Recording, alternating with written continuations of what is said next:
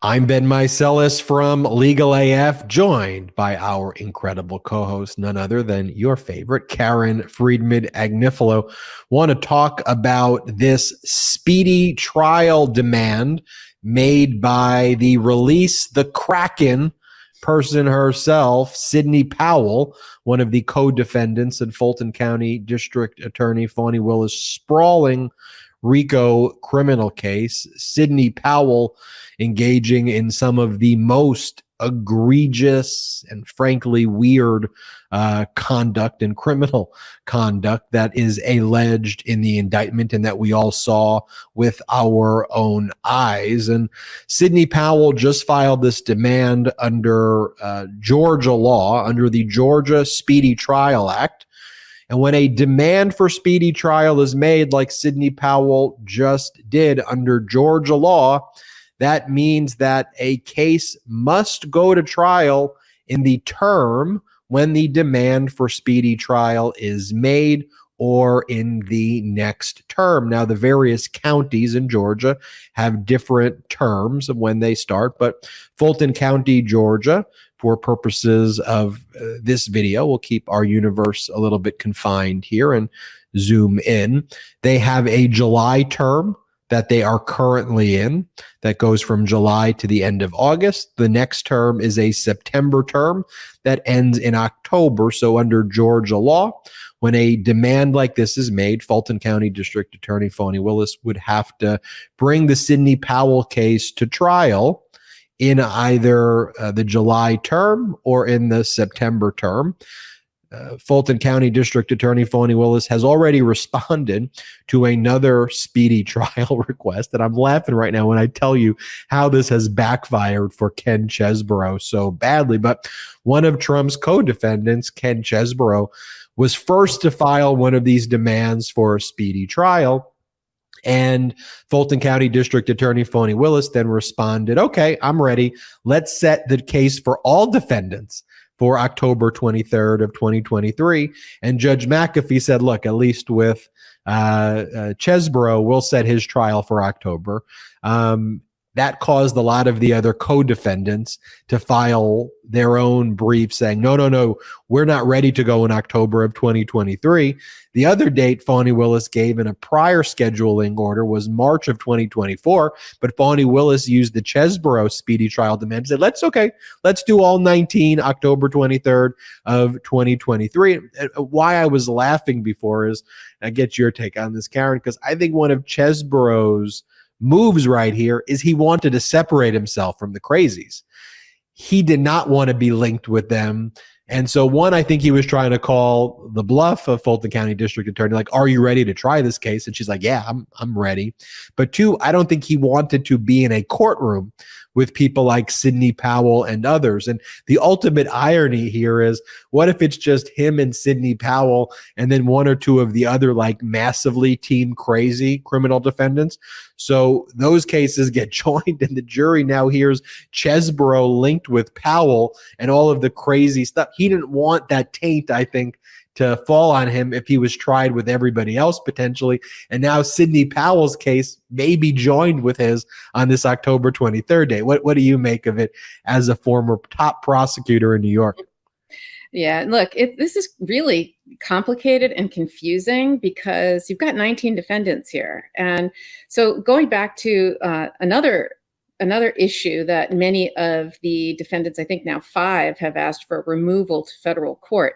If this was civil, all the defendants and all the charges would be removed to civil court. There's an open question about whether, if one defendant is removed to federal court, all defendants are removed to federal court. So we know that on Monday, Mark Meadows has a hearing, a removal hearing. Let's say, for argument's sake, the judge says, you know what, I'm going to remove this case to federal court, and there's 5 defendants who've asked. I'm going to bring the whole case up for just judicial economy, and I just think that that's how it goes. If that happens, that will then the federal rules of evidence apply, and so I don't think the speedy trial, the Georgia speedy trial rules will control.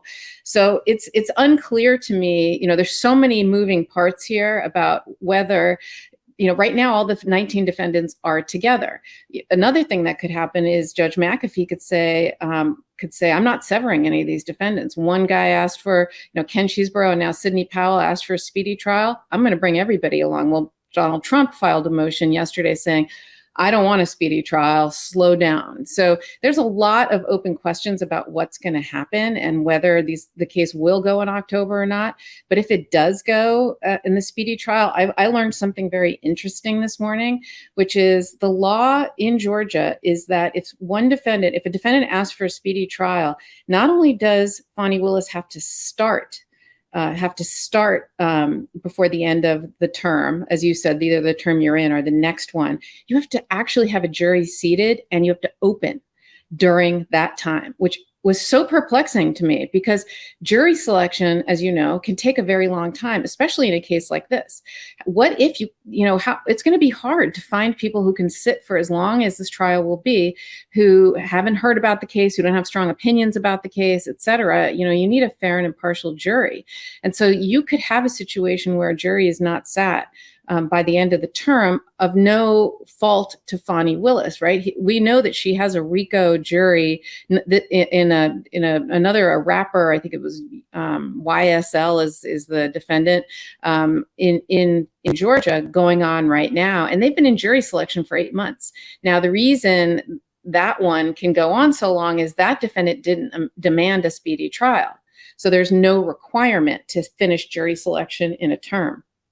This defendant, Ken Chesebro, and now Sidney Powell have asked for a speedy trial under Georgia law. And so if it stays in state court, not only does Fani Willis have to start by October 23rd, she has to finish jury selection by the end of October. So that could mean the judge will work 18-hour days, 7 days a week, nights and weekends, and do everything in their power to seat a jury so she can open before the end of the term, or the case gets dismissed on the merits as an acquittal.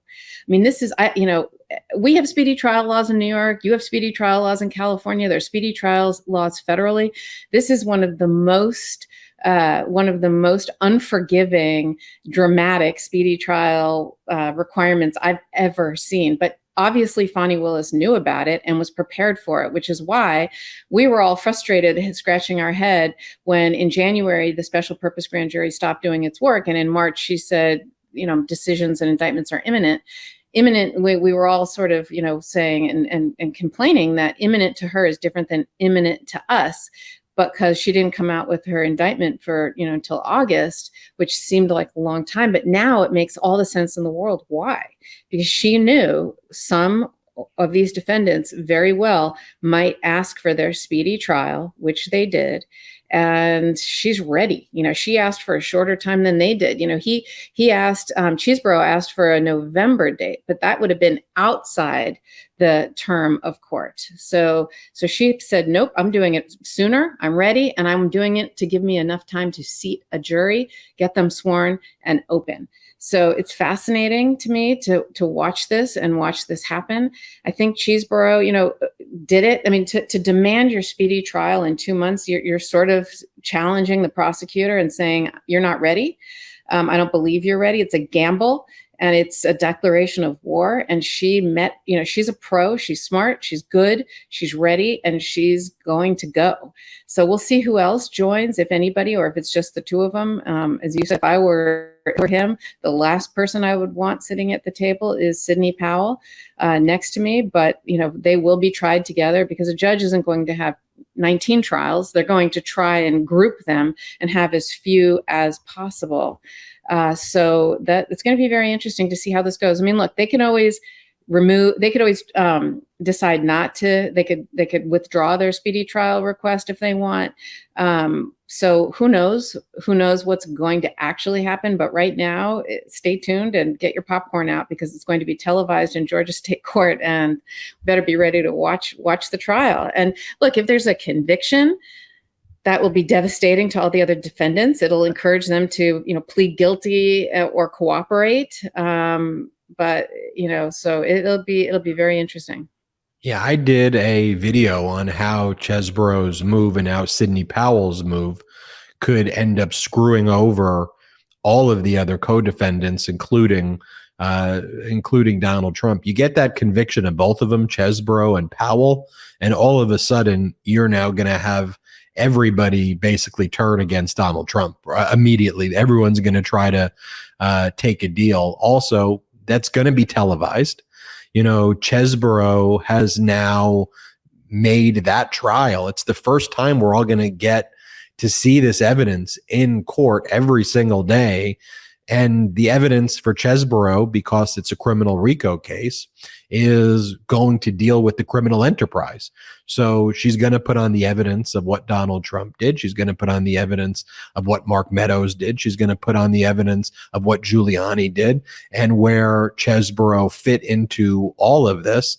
And you're going to have at that trial, I think you'll have all of the compelling witnesses. You may even have the Republican governor of Georgia, Brian Kemp, testify. You'll definitely have Brad Raffensperger testify. You'll have their former lieutenant governor of Georgia, Republican lieutenant governor, testify.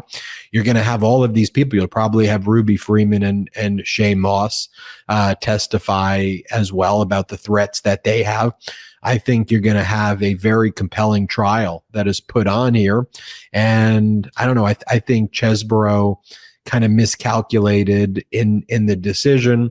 And ultimately, Karen, to your point, a conviction here is going to be devastating to all of the other co-defendants. And now Sidney Powell seems like one of the most guilty of everyone.